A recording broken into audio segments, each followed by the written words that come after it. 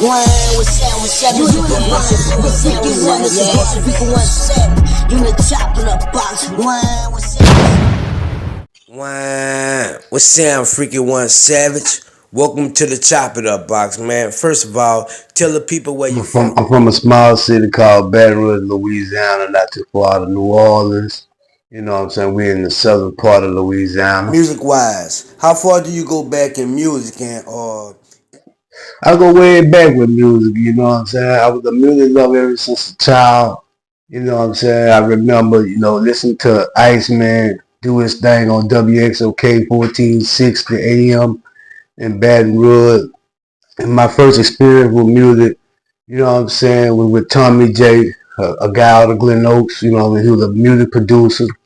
He worked with great artists and great people like Herbie Hancock and plenty more. Plus, he graduated from Southern in music, and Tommy taught me a lot. So, I go way back in music when it comes down to the culture of it.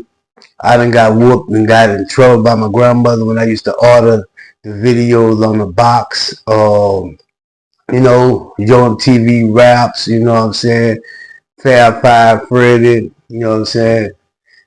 Ear Lover and Dr. Dre from Yo MTV Rap. So, the magazine, Word Up, Jet, you couldn't miss me. Source on a lot of things that deal with the culture and hip hop. So, and plus, I got into the music at an early age, got educated by people like Scott Lewis, you know what I'm saying, all around people like Nero or DJ Tron, and a lot more people, man. So, my music history go way back, you know what I'm saying?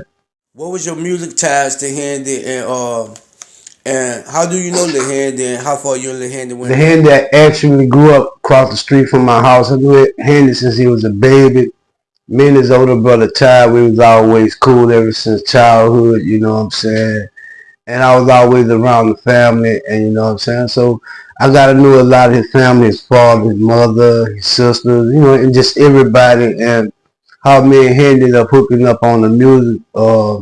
Me and Tar was in the room playing Madden, you know what I'm saying? We was on a video game playing Madden, and Handy was in the other room rapping, and I overheard him rapping, and one thing led to another. We had conversations, and plus he used to come sit in front of my outside at my house under the magnolia tree with my brother and them when we used to, just freestyle and shoot the shit every day.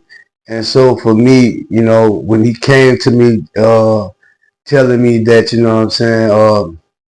he was going with Big Boy Cliff, you know what I mean? He was like, he wanted me to manage him because I always used to chop it up with him in regards to music, and we used to always, just related on music every day, and so when,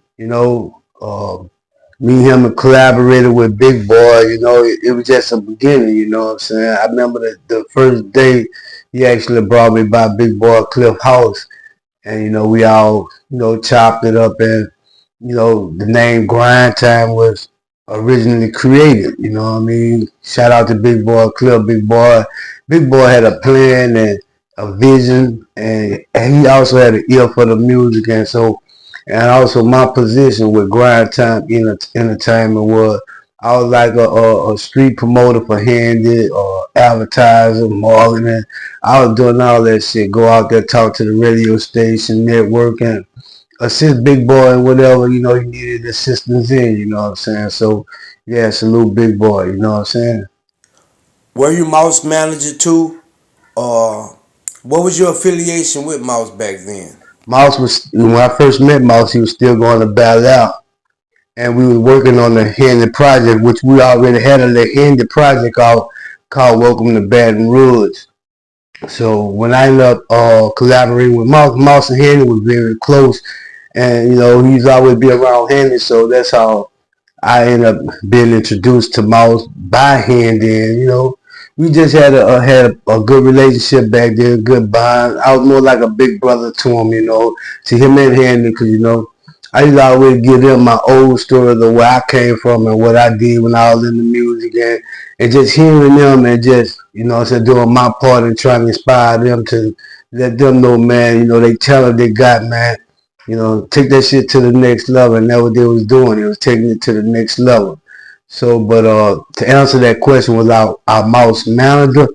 No, I don't consider myself as mouse manager, but I consider myself as a big brother to mouse that always chopped it up and kept it 100% real with him. You know, from the get go when I first heard him doing beats and making tracks. You know what I'm saying? I was like, shit.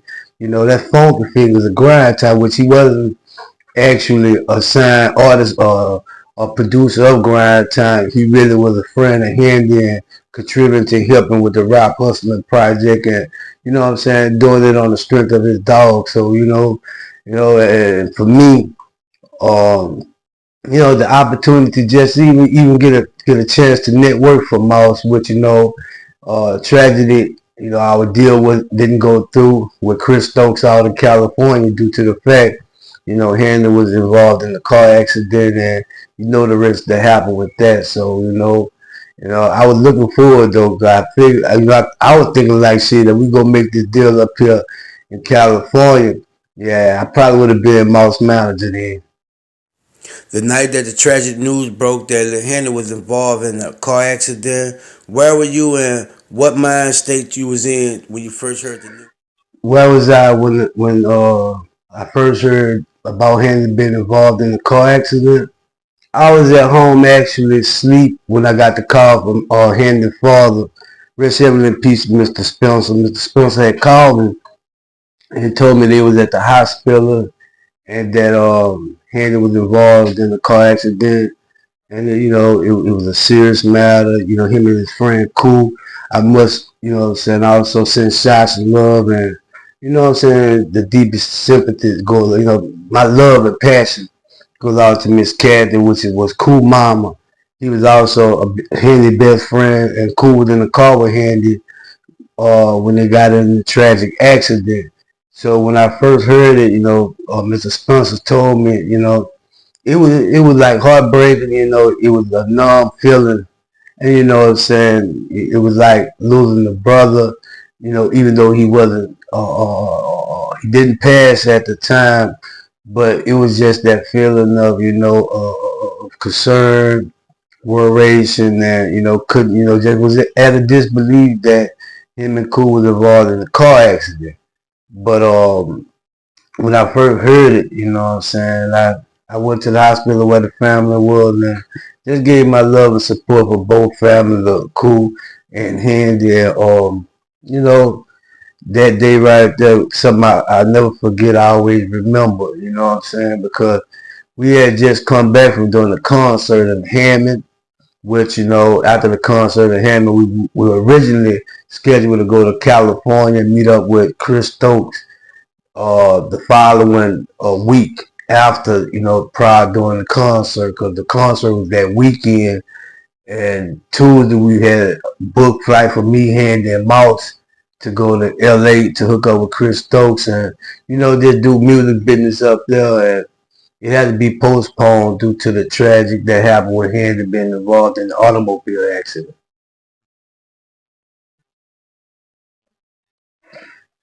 I ain't gonna lie, you know what I'm saying? Yeah, it fucked me up. I fucked up. Freak, was you a part of Grind Time Entertainment? And if you were, what was your position with Grind Time and your responsibility and obligation to Yes, the? yes. I was a part of Grind Time. We actually started Grind Time with the Handy project. Handy was the first release artist from Grind Time, excuse me.